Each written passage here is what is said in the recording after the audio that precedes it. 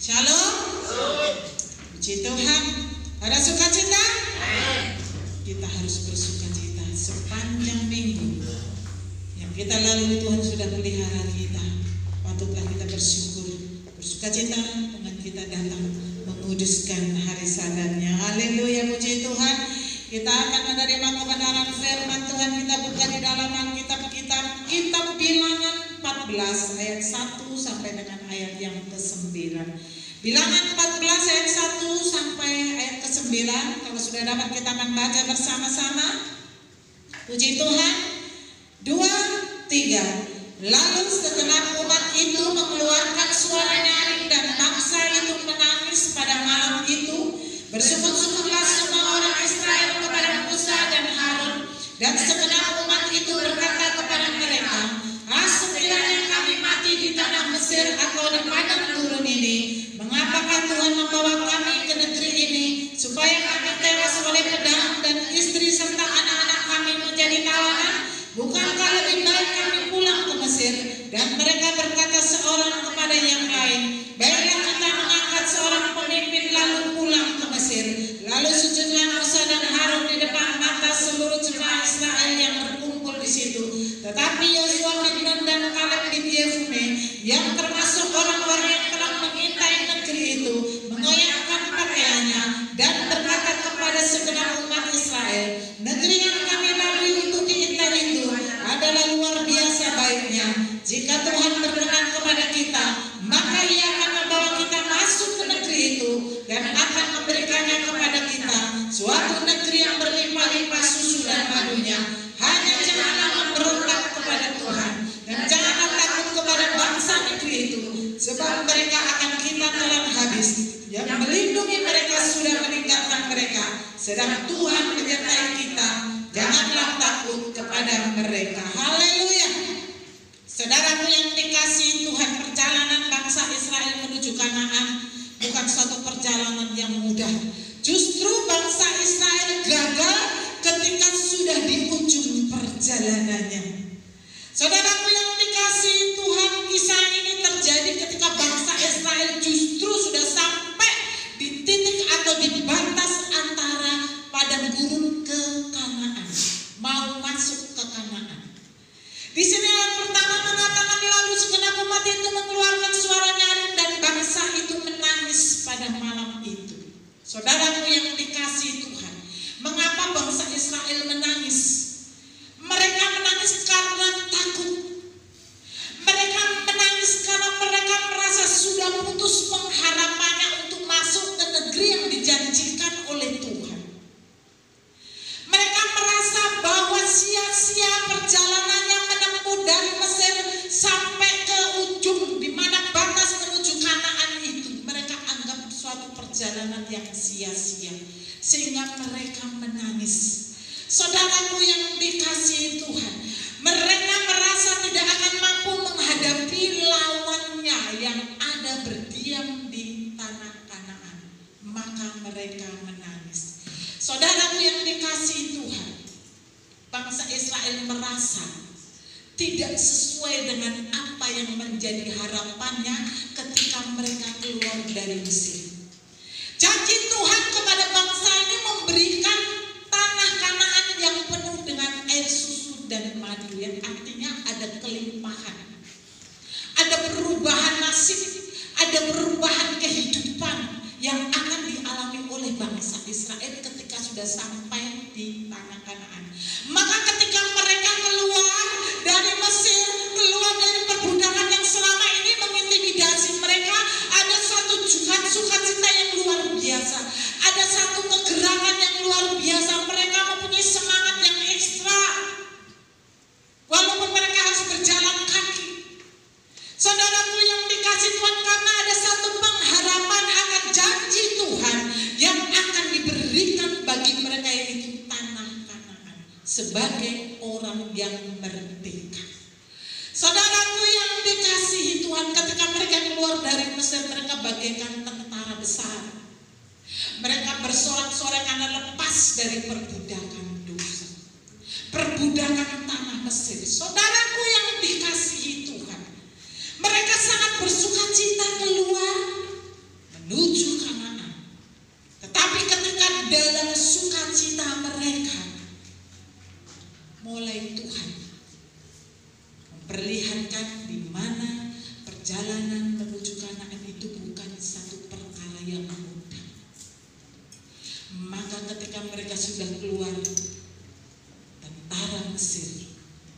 disuruh oleh Firaun untuk mengejar mereka kembali, supaya kembali ke perbudakan di Mesir. Saudaraku yang dikasihi Tuhan, secara manusia pasti bangsa Israel shock. Lah, kami baru keluar dari tanah Mesir, kami baru bebas dari perbudakan, kok sudah ada ini tantangan ini? Seharusnya bisa saja kan Tuhan membuat semuanya serba mulus, semuanya serba lempang, tidak ada masalah, tidak ada persoalan. Karena apa? Dari Mesir ke Israel itu tidak terlalu jauh, saudaraku yang dikasihi Tuhan. Tetapi Tuhan ingin menunjukkan kepada bangsa ini bahwa Tuhan adalah Tuhan yang luar biasa, Tuhan yang dahsyat, Tuhan yang sanggup membawa bangsa ini sekalipun ada persoalan dan tantangan di dalam perjalanan mereka. Buktinya, laut di depan, tentara di belakang, bangsa Israel ada di tengah-tengahnya. Kalau orang berkata makan buah si malakama, maju laut, mundur tentara yang akan membawa mereka ke perbudakan kembali. Tidak ada pilihan. Sekalipun manusia mengatakan bahwa kita tidak mempunyai pilihan lain, tetapi Tuhan yang kita sembah siang hari ini bukan Tuhan yang mati. Kalau Dia sudah menjanjikan sesuatu kepada saudara dan saya, kepada umat yang dikasihnya, pasti digenapinya. Itulah Tuhan kita.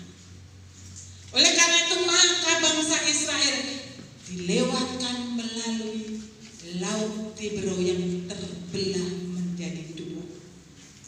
Tersibak ke kiri, tersibak ke kanan, dan tengahnya menjadi sebuah jalan di mana bangsa Israel melewati. Saudaraku yang dikasihi Tuhan, mujizat yang sangat luar biasa yang tidak dapat dikerjakan lagi oleh siapapun juga.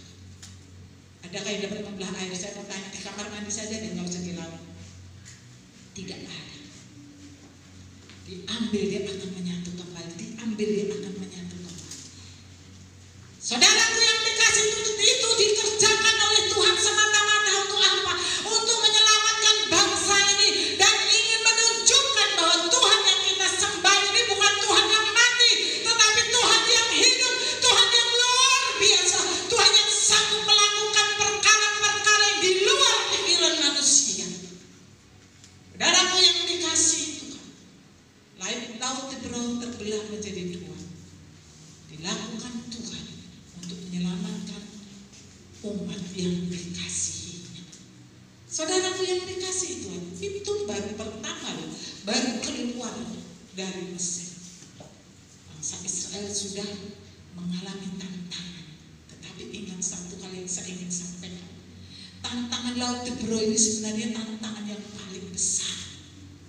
Seharusnya membuat bangsa Israel percaya bahwa perjalanannya menuju Kanaan, sekalipun ada persoalan, ada tantangan, ada Tuhan yang terus menjaga, melindungi, dan memelihara mereka. Tapi lihatlah, bangsa ini tetap saja dia belum percaya, walaupun sudah dilihat dengan mata kepala sendiri. Demikian juga di dalam kehidupan kita kekristenan kita ini. Ketika kita mulai belajar setia, ketika kita mau belajar melayani Tuhan, banyak tantangan, banyak persoalan. Kenapa? Saya nggak suka. Setan itu nggak suka kalau saudara setia. Setan itu nggak suka, dia akan berusaha untuk menarik menjadi temannya. Itulah yang tantangan terbesar dalam hidup saudara dan saya. Saudara harus kalahkan itu supaya saudara menerima apa yang menjadi janji Tuhan, yaitu Kanaan. Saudaraku yang dikasihi Tuhan, pasukan berkuda di belakang, laut Tiberau di depan. Tidak ada jalan keluar, tapi bagi Tuhan tidak ada yang mustahil untuk membuat jalan yang baru. Demikian juga di dalam kekristenan kita. Mungkin kita merasa ketika kita punya persoalan semuanya jalan buntu, tidak ada jalan keluar. Tetapi Tuhan yang kita sembah bukan Tuhan yang mati. Sekali lagi saya katakan bukan Tuhan yang mati, tetapi Dia Tuhan hidup yang sanggup membuka jalan bagi engkau atau membuat jalan yang baru bagi engkau supaya engkau lepas dari persoalan. Haleluya, saudaraku yang dikasihi Tuhan. Ketika kita mengambil keputusan untuk mengasihi Tuhan, bukan satu perkara yang mudah. Banyak orang menjadi gagal di tengah jalan. Mereka tidak mampu. Bahkan mereka katakan, kok aku semakin setia, semakin banyak masalahku. Jangan kaget saudaraku yang dikasihi Tuhan. Memang itulah bagian saudara dan saya. Ketika kita semakin setia, semakin banyak masalah, bukan berarti bahwa saudara tidak ditolong oleh Tuhan. Karena Tuhan ingin membuktikan kepada saudara dan saya bahwa Dia ada untuk kita. Dia ingin memperlihatkan bahwa Dia Tuhan yang mengetahui dan sanggup menyelesaikan setiap apa yang menjadi persoalan kita. Saudaraku yang dikasihi Tuhan, bangsa Israel bersungut-sungut. Bangsa ini saya rasa saya belum pernah melihat mereka itu bersyukur atau gimana ya kalau sudah mendapatkan pertolongan hanya bersorak-sorai. Seharusnya apapun yang kita alami, kita harus bersyukur. Persungutannya saudara dan saya tidak akan mengundang berkat, justru menghalangi berkat kalau saudara bersungut-sungut. Dan ketika kau bersungut, apa yang tambah? Apa? Umur saudara? Tidak. Ketika engkau bersungut-sungut, apa tambah berkatnya? Tidak. Kenapa mesti harus bersungut-sungut dengan keadaan ini, dengan situasi ini? Dengan kalimat, oh belum selesai COVID-nya, gak berani datang beribadah. Lah, saya bilang, kalau COVID ini selamanya ada, apakah saudara tidak datang beribadah kepada Tuhan? Saudaraku yang dikasihi Tuhan, di ayat kedua mengatakan, bersungut-sungutlah semua orang Israel kepada Musa dan Harun. Dan segenap umat itu berkata kepada mereka, sekiranya kami mati di tanah Mesir atau di padang gurun ini. Banyak kan? Banyak orang kesal karena banyaknya persoalan. Kalau persoalan itu dianggap seperti gunung di depannya, sehingga mereka apa? Mendingan mati. Banyak orang berpikir seperti itu. Bahkan ada orang yang sampai bunuh diri. Yang bunuh diri itu bukan orang miskin loh. Malah justru yang bunuh diri orang-orang yang terkenal. Ya, artis-artis itu banyak. Kemarin saya dengar baru ada artis India bunuh diri. Ada 2 orang, ada laki-laki dan perempuan. Ada artis Korea. Cakep-cakep saudara, tapi mereka bunuh diri. Kenapa? Karena dianggap persoalan di depannya itu sangat besar sehingga menimpa dia, sehingga mereka tidak bisa bernafas lagi. Salah. Persoalan saudara bisa diselesaikan apabila saudara dan saya tetap percaya kepada Tuhan. Karena Tuhan yang kita sembah bukan Tuhan yang mati, tetapi Dia Tuhan yang tahu persis bagaimana cara menyelesaikan persoalan saudara dan saya. Saudaraku yang dikasihi Tuhan, di ayat ketiga dan 4 mengatakan, mengapakah Tuhan membawa kami ke negeri ini supaya kami tewas oleh pedang dan istri serta anak-anak kami menjadi tawanan? Bukankah lebih baik kami pulang ke Mesir?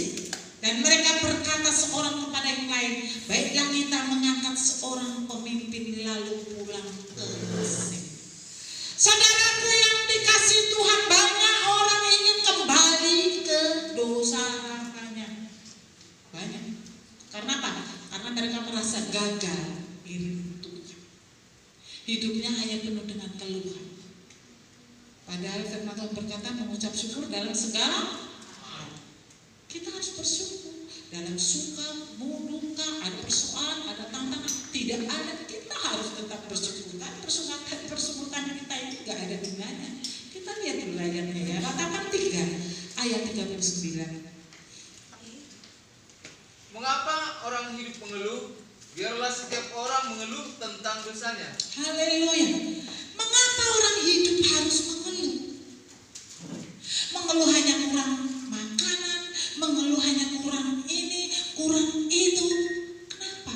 Kenapa orang gak mengeluh dosa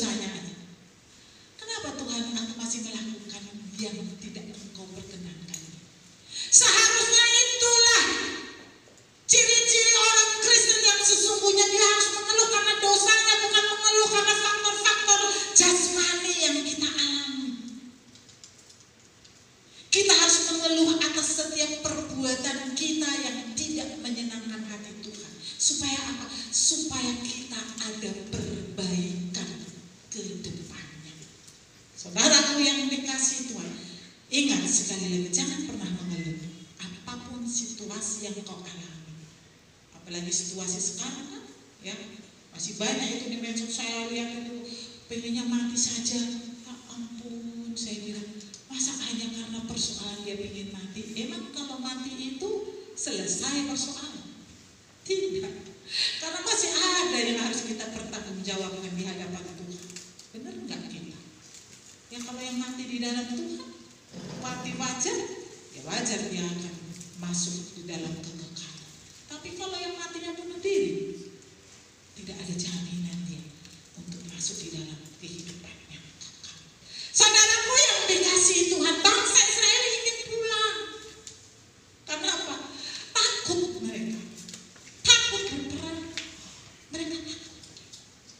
Saudaraku yang dikasihi, kalau sampai hari ini, tadi pujian mengatakan, aku ada hari ini. Kalau kita sampai ada hari ini, itu semata-mata oleh karena kemurahan Tuhan. Itu semata-mata oleh anugerah Tuhan. Jadi jangan sia-siakan hanya dengan persoalan dan tantangan yang di depan saudara-saudara menjadi lemah. Saudara menjadi takut. Hadapi.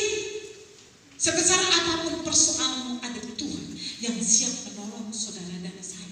Lihatlah bagaimana Tuhan menyertai bangsa Israel. Bukan hanya laut Tiberau terbelah menjadi dua. Bahkan di dalam perjalanannya aja, siang hari ada tiang awan. Bayangkan aja, tiang awan. Supaya apa? Supaya matahari tidak langsung menyentuh kulit-kulit daripada bangsa Israel. Padang gurun itu panasnya ekstra loh. Namanya di padang gurun kan, kita saja kalau pas musim panas kita keluar nggak pakai payung, kulit kita ini terasa sakit. Gimana di padang gurun?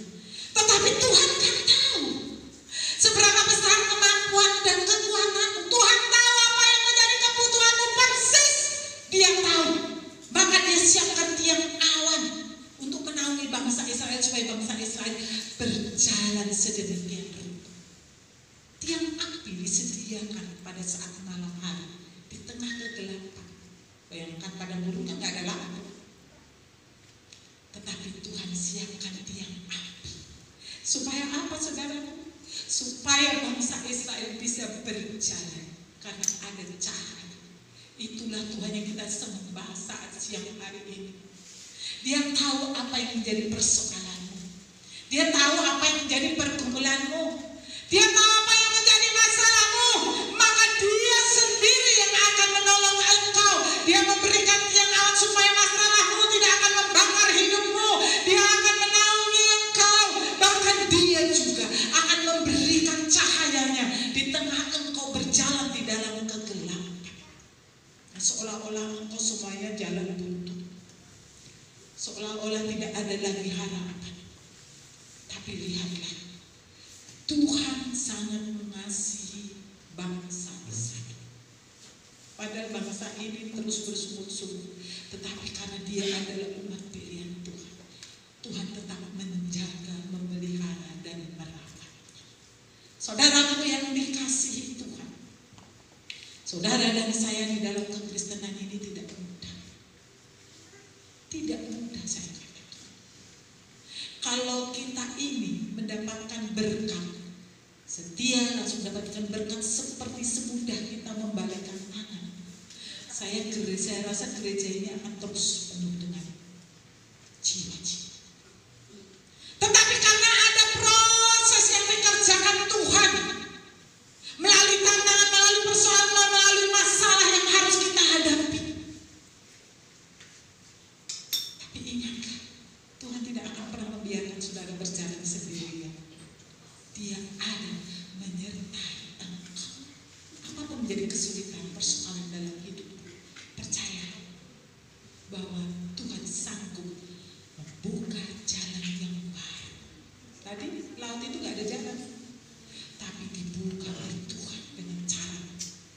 belah laut Tiberau supaya bangsa ini bisa berjalan. Demikian juga di dalam kehidupan saudara dan saya.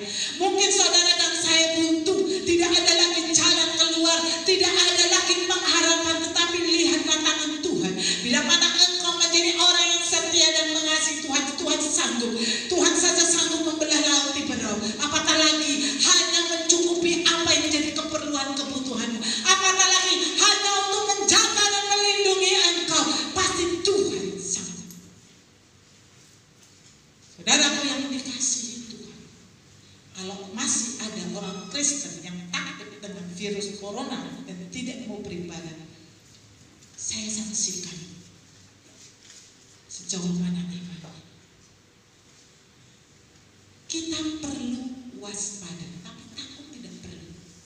Saudara mungkin ada biasa yang saya katakan yang orang berbicara jenderal berbintang 3.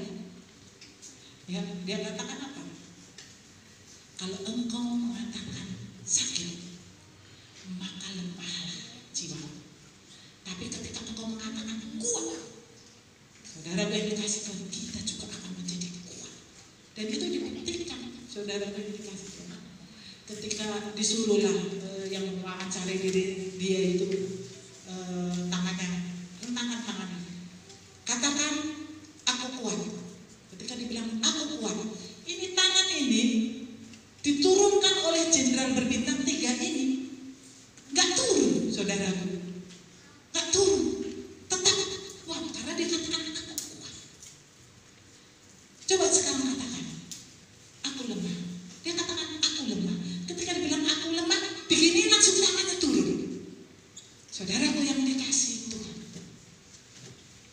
saudara tahu kita harus mindset otak dan pikiran kita ini untuk hal-hal yang positif. Jangan katakan yang negatif dalam hidup, katakan selalu yang positif. Katakan terima kasih Tuhan, Engkau sudah memberkati aku.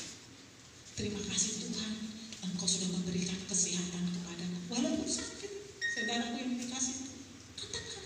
Kenapa? Susah ngomong aku sehat, susah ngomong kita diberkati walaupun kantong kita mungkin gak ada uang. Katakan saja, sesuai dengan imanmu jadilah padamu. Itu harus menjadi bagian saudara dan saya. Jadi saudara tidak perlu takut dengan keadaan kehidupan ini.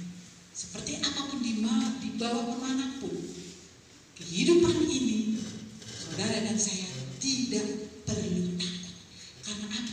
Tuhan Yesus sendiri yang akan menolong engkau di dalam segala keadaan, dalam segala situasimu. Ada Tuhan yang siap menjagamu. Saudaraku yang dikasihi Tuhan, di dalam kitab Bilangan 14 ayat 11 mengatakan, Tuhan berfirman kepada Musa, berapa lama lagi bangsa ini menista aku, dan berapa lama lagi mereka tidak mau percaya kepadaku, sekalipun sudah ada segala tanda mujizat yang kulakukan di tengah-tengah mereka. Haleluya.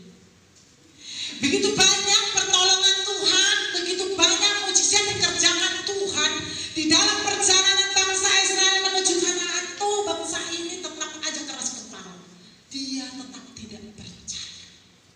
Makanya dia menangis kan, dia bersungut-sungut bahkan ingin kembali ke Mesir, ke perbudakan, di mana mereka sangat menderita. Saudara yang dikasihi Tuhan, Tuhan mau ketika engkau sudah mengambil keputusan untuk mengasihi Tuhan, engkau harus percaya sepenuh kepada Tuhan. Apapun persoalan di depan saudara, apapun persoalan yang sedang kita alami, ada Tuhan yang siap menolong dan melepaskan kita.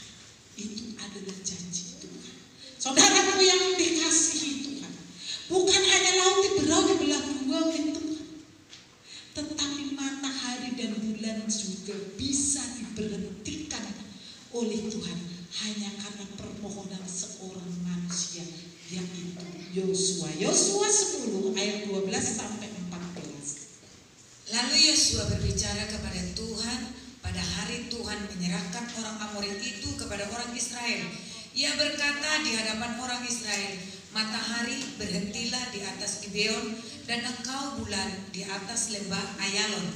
Maka berhentilah matahari dan bulan pun tidak bergerak, sampai bangsa itu membalaskan dendamnya kepada musuhnya. Bukankah hal itu telah tertulis dalam kitab orang jujur? Matahari tidak bergerak di tengah langit dan lambat-lambat terbenam, kira-kira sehari penuh. Belum pernah ada hari seperti itu, baik dahulu maupun kemudian, bahwa Tuhan mendengarkan permohonan seorang manusia secara demikian. Sebab yang berperang untuk orang Israel ialah Tuhan. Amin. Belum pernah terjadi. Matahari berhenti, bulan berhenti. Matahari dan bulan itu kan berputar terus. Saudaraku yang dikasihi. Tetapi itu terjadi. Dikerjakan Tuhan hanya karena permohonan seorang manusia. Kalau matahari dan bulan saja bisa diperhentikan oleh Tuhan untuk menolong dan memberikan kemenangan bagi umatnya, apatah lagi segala apa yang menjadi keperluan persoalan saudara, pasti Tuhan tolong. Itu perkara yang mudah. Ini matahari dan bulan diperhentikan oleh Tuhan hanya untuk menolong, ya, memberikan kemenangan kepada bangsa yang dikasihi. Kenapa kita tidak percaya? Alkitab menuliskan laut Tiberon terbelah menjadi dua, matahari dan bulan berhenti. Tetapi kenapa orang Kristen masih tetap tidak percaya bahwa Tuhan yang kita sembah ini adalah Tuhan yang luar biasa, Tuhan yang hidup, Tuhan yang tahu apa yang menjadi kebutuhanmu, Tuhan yang mau dan sanggup menyelesaikan sebesar apapun persoalan. Jadi kalau ada orang yang bunuh diri itu sudah salah. Ada orang yang pengen mati itu sudah salah. Kenapa? Karena mereka tidak mencari Tuhan. Saudaraku yang dikasihi Tuhan, apatah lagi ini hanya menduduki tanah Kanaan. Bukan bakal Israel itu waktu perjalanan itu banyak peperangan juga yang dialami. Tetapi kenapa? Sudah di depan ujung hidungnya ini tanah Kanaan. Bangsa Israel malah ingin kembali ke Mesir, malah ingin kembali dia ke perbudakan. Kenapa? Mereka takut, saudaraku yang dikasihi. Mereka takut. Padahal kita harus tahu bahwa ketakutan kita ini, kekhawatiran kita ini, itu tidak ada artinya. Tidak ada artinya dan tidak pernah menyelesaikan masalah kita.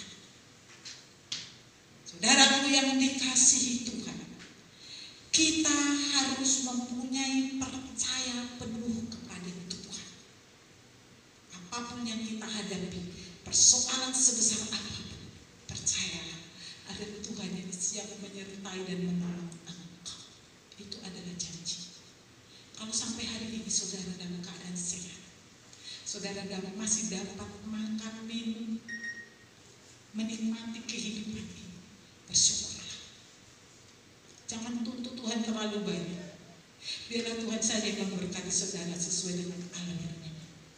Kalau usah kita tuntut, Tuhan, aku mau rumah besok. Mana ada yang seperti itu? Ya, kita ikut aliran Tuhan aja. Mengalir. Pasti Tuhan angkat kita. Ngangkat itu, kalau kita langsung dari bawah langsung kita angkat tinggi, bisa kaget, shock, bisa jadi Tuhan. Tapi kalau ngangkat seorang anak kecil pelan-pelan kita angkat, dia akan tertawa. Coba anak kecil dari bawah langsung kita lempar ke atas, pasti dia akan menjerit. Tapi coba kalau kita angkat pelan-pelan terus kita angkat gitu, dia akan ketawa-ketawa, bahagia. Demikian juga kekristenan ini. Kalau kita langsung diangkat Tuhan, kita bisa jantungan, kita bisa lupa kepada Tuhan. Tapi saat siang hari ini, saudaraku yang dikasihi Tuhan, seharusnya bangsa Israel saat itu mengambil sikap untuk berani bertempur.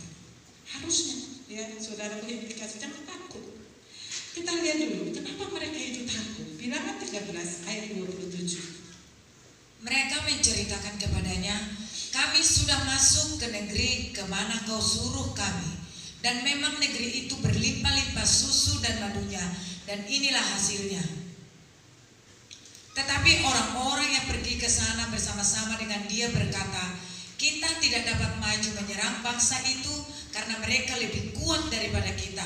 Juga mereka menyampaikan kepada orang Israel kabar busuk tentang negeri yang diintai mereka dengan berkata, negeri yang telah kami lalui untuk diintai adalah suatu negeri yang memakan penduduknya, dan semua orang yang kami lihat di sana adalah orang-orang yang tinggi-tinggi perawakannya. Juga kami lihat di sana orang-orang raksasa, orang enak yang berasal dari orang-orang raksasa, dan kami lihat diri kami seperti belalang, dan demikian juga mereka terhadap kami. Haleluya. Mereka takut dengan penduduk asli Kanaan yang dikatakan di sini negeri yang memakan penduduknya. Mereka takut, saudaraku yang dikasihi. Mereka takut dengan orang-orang yang tinggi perawakannya besar, yang dianggap mereka itu seperti belalang di hadapan mereka. Tetapi mereka lupa. Mereka lupa, bukankah ketika dia keluar dari tanah Mesir sampai di penghujung menuju Kanaan, sudah banyak yang dialaminya. Sudah banyak yang Tuhan kerjakan untuk menolong mereka. Mereka lupa. Hanya menghadapi penduduk yang seperti raksasa, mereka ciut. Mereka anggap diri mereka belalang. Padahal mereka harusnya ingat dan harusnya tahu, sekalipun kita ini seperti belalang di hadapan musuh lawan kita, tetapi ada Tuhan kita yang hebat. Ada Tuhan kita yang luar biasa. Ada Tuhan kita yang dahsyat, yang sanggup untuk menyelesaikan segala persoalan kita. Bukankah selama ini di dalam peperangan juga Tuhan bela? Tapi kenapa saat di ujung perjalanan bangsa Israel justru memberontak? Karena apa? Ada orang-orang yang membuat cerita-cerita yang seram dan menakutkan, sehingga mereka tidak lagi ingat dan tidak percaya kepada Tuhan. Saudaraku yang dikasihi Tuhan, kalau kita sebagai orang Kristen, pasti saya yakin dan percaya kita semua pasti sudah pernah merasakan pertolongan Tuhan. Pasti kita sudah pernah merasakan lawatan Tuhan dalam hidup kita, dalam menyelesaikan segala persoalan kita.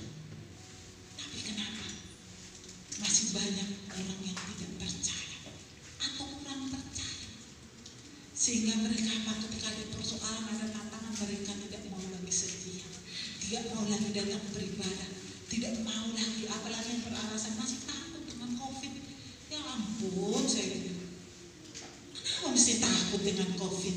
Apa yang kutakutkan itu yang akan mendatangi aku, benar? Itu firman dulu. Jangan takut, saudaraku.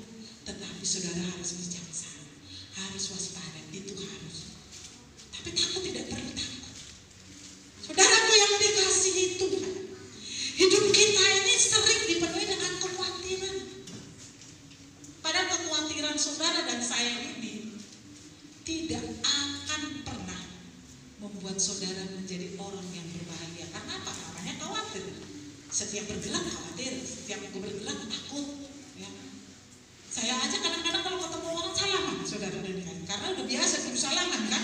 Saya salaman. Nah, kok saya salaman ya? Saya pikir langsung saya ambil disinfektan.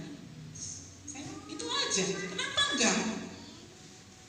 Enggak perlu takut berlebihan. Itu namanya paranoia. Terlalu takut berlebihan. Kadang-kadang ketakutan itu justru akan menghantui hidup saudara dan saya. Demikian juga dengan persoalan kita. Apapun persoalan kita, sebesar apapun, percayalah saudara pasti dapat melewati. Karena Tuhan ada untuk saudara dan saya. Saudaraku yang dikasihi Tuhan, banyak sekali orang Kristen bolak-balik, setia tidak setia, ya kan? Beribadah jadi tidak beribadah. Kenapa? Karena mereka tidak percaya penuh kepada Tuhan. Masih ada keraguan di dalam diri. Padahal Tuhan berkata, serahkanlah segala kekhawatiran dan percayalah, maka aku akan bertindak. Itu firman Tuhan. Serahkan kekhawatiran dan percaya. Jangan saudara sudah serahkan tapi saudara tidak percaya. Serahkan tapi harus percaya supaya Tuhan bertindak. Itu yang seharusnya ada di dalam diri kita sebagai orang percaya, sebagai orang Kristen. Jadi kekristenan kita ini bukan hanya sekedar datang beribadah, bukan. Harus ada di dalam diri kita satu perubahan di dalam hidup kita. Kepercayaan kita yang dulunya tipis harus mulai naik, dan akhirnya menjadi percaya penuh kepada Tuhan, bahwa Tuhan tidak pernah membiarkan saudara dan saya hancur, karena Tuhan ingin saudara dan saya naik. Itu adalah janji Tuhan. Janji Tuhan akan kita peroleh dengan satu cara. Kita lihat di dalam kitab Kejadian 18 ayat 19. Kanaan itu juga akan menjadi bagian saudara, bukan tanah Kanaan fisiknya, tetapi Kanaan yang hidup berkelimpahan itu menjadi bagian kita. Sebab aku telah memilih dia supaya diperintahkannya kepada anak-anaknya dan kepada keturunannya, supaya tetap hidup menurut jalan yang ditunjukkan Tuhan dengan melakukan kebenaran dan keadilan, dan supaya Tuhan memenuhi kepada Abraham apa yang dijanjikannya kepadanya. Haleluya. Apa yang dijanjikan Tuhan kepada Abraham diberikan juga kepada anak dan keturunannya. Saudaraku yang dikasih Tuhan, dengan cara apa kita mendapatkan janji itu? Kita sudah lihat tadi, supaya tetap hidup menurut jalan yang ditunjukkan Tuhan. Hidup menurut jalan yang ditunjukkan oleh Tuhan, melakukan kebenaran dan keadilan. Itu sebenarnya saudaraku yang dikasih Tuhan, kunci kita untuk mendapatkan janji Tuhan. Loh, janji Tuhan itu kan kepada Abraham dan keturunannya. Saya kan orang Indonesia, saya kan gak ada darah Israel. Bagaimana janji itu menjadi bagian kita? Kita lihat di dalam kitab Galatia 3 pasal 7. Jadi kamu lihat bahwa mereka yang hidup dari iman, mereka itulah anak-anak Abraham. Haleluya. Jadi firman Tuhan mengatakan mereka yang hidup dari iman, mereka itulah anak-anak Abraham. Yang artinya saudara dan saya pun berhak atas setiap janji Tuhan kepada Abraham. Jadi jangan katakan, oh bang, dia kan bangsa Israel, saya kan orang Indonesia. Tetapi kalau saudara hidup dengan iman, saudara percaya kepada Yesus, saudara sudah disebut anak-anak Abraham. Yang artinya saudara dan saya berhak mendapatkan apa yang menjadi janji Tuhan. Kanaan, saudara, tadi dikatakan Kanaan itu penuh air susu dan madu. Tanah Kanaan itu tanah yang sangat subur, yang menggambarkan kelimpahan. Itu bisa menjadi bagian saudara dan saya. Saudara, mana mungkin saya akan keturunan orang miskin? Tidak ada yang mustahil bagi Tuhan. Kalau Tuhan sudah mengangkat engkau, tidak ada yang dapat merendahkan dan menurunkan engkau. Itu adalah janji Tuhan. Bukan manusia yang mengangkat saudara dan saya, tetapi Tuhan. Tuhan kita Yesus Kristus yang kita sembah saat siang hari ini adalah Tuhan yang setia kepada setiap janjinya. Jadi ketika kamu ada persoalan, ada tantangan, ingatlah janji Tuhan. Sehingga engkau tidak akan pernah mundur. Engkau tidak akan pernah gentar dengan persoalan dan tantangan. Karena itu memang harus kita hadapi, saudaraku yang dikasih. Harus kita alami. Dan di ayat yang ke-6-7 mengatakan, tetapi Yosua bin Nun dan Kaleb bin Yefune yang termasuk orang-orang yang telah mengintai negeri itu mengoyakkan pakaiannya dan berkata kepada segenap umat Israel, negeri yang kami lalui untuk diintai itu adalah luar biasa baiknya. Catat, luar biasa baiknya. Jika Tuhan berkenan kepada kita, maka Ia akan membawa kita masuk ke negeri itu dan akan memberikannya kepada kita, suatu negeri yang berlimpah-limpah susu dan madunya. Saudaraku yang dikasihi Tuhan, hanya Kaleb dan Yefune, hanya Yosua dan Kaleb bin Yefune, 2 orang. Padahal yang mengintai itu berapa orang? 12 12 orang dari 12 suku. Hanya 2 orang yang mempunyai kepercayaan, iman kepada Tuhan, bahwa mereka sanggup mengalahkan orang-orang Kanaan itu. Dan yang 10 orang ini menjadi pengaruh dari begitu banyaknya orang Israel yang bersama dengan mereka. Catat, banyak yang terpanggil, sedikit yang terpilih. Saudaraku yang dikasihi Tuhan, apa yang terjadi ketika bangsa Israel memberontak kepada Tuhan? Yosua dan Kaleb mengoyakkan pakaian. Kenapa mereka ini tidak percaya kepada Tuhan? Bukankah perjalanan dari Mesir sampai ke penghujung jalan ini sudah banyak pertolongan Tuhan, sudah banyak kasih Tuhan menyertai perjalanan mereka? Tetapi kenapa justru di ujung hidupnya yang tanah Kanaan itu mereka ingin kembali ke Mesir? Banyak orang Kristen yang seperti itu. Setia, tapi di penghujung hidupnya mereka tinggalkan Tuhan. Karena apa? Merasa tidak mendapatkan apa-apa dari janji Tuhan. Saudaraku yang dikasih Tuhan, kalau saudara setengah-setengah, saudara tidak akan mendapatkan apa-apa. Kalau kau ingin mendapatkan sesuatu yang ajaib dari Tuhan, engkau pun juga harus menjadi manusia yang ajaib. Artinya apa? Engkau harus mampu mengalahkan segala tantangan yang ada. Adapun persoalan tantangan, engkau tetap harus setia mengasihi Tuhan. Itu namanya manusia ajaib. Kalau lempeng-lempeng tidak ada persoalan, kita datang beribadah itu biasa saja. Tetapi ketika ada persoalan, ada tantangan dan masalah dalam hidupmu, engkau tetap setia datang beribadah. Itu nilainya plus di hadapan Tuhan. Saudaraku yang dikasihi Tuhan, Tuhan mau saudara dan saya mempunyai nilai plus di hadapan Tuhan. Lihat, kita sudah mempunyai contoh daripada bangsa Israel. Apa yang dilakukan Tuhan kepada bangsa ini? Di mana 10 orang mempengaruhi begitu banyak bangsa Israel.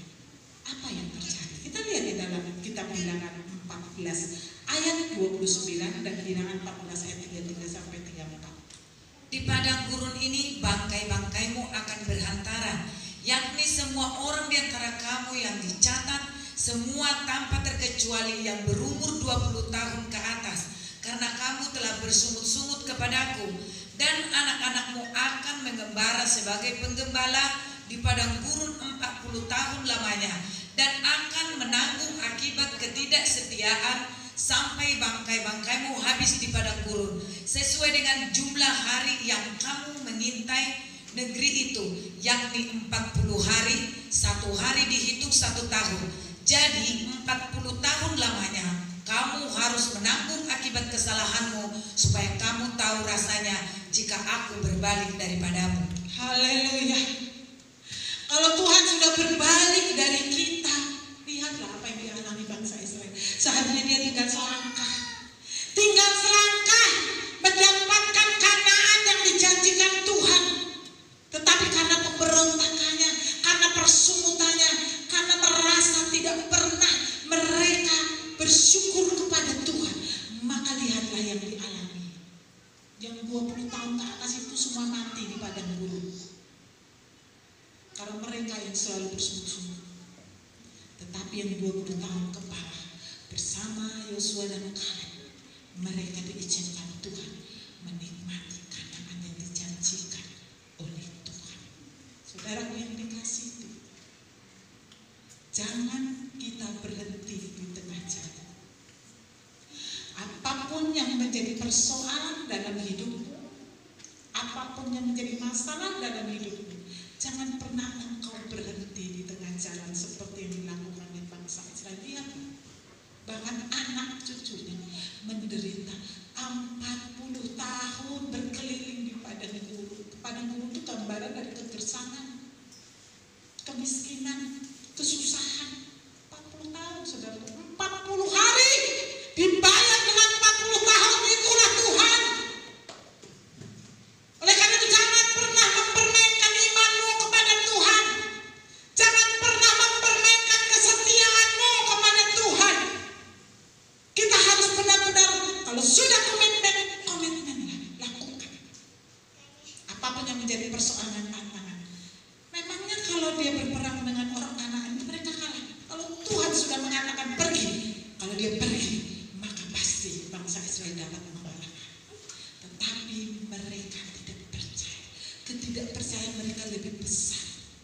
logika mereka lebih besar, sehingga apa? Mereka ingin kembali ke perbudakan yang selama ini mengintimidasi jiwa mereka. Saat siang hari, Tuhan mau ini menjadi pembelajaran bagi kita orang percaya. Jangan pernah lagi kembali kepada pemberontakan atau dosa kita. Di ayat yang ke-8 mengatakan,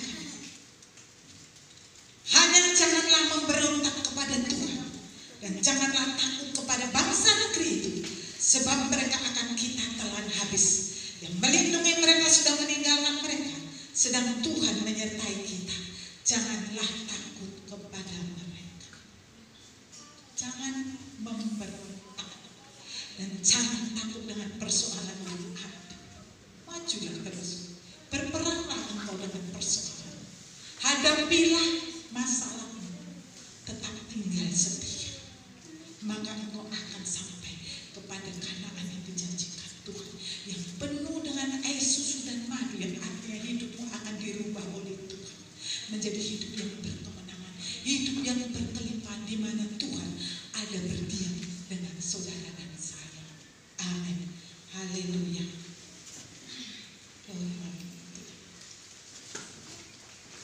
Tuhan.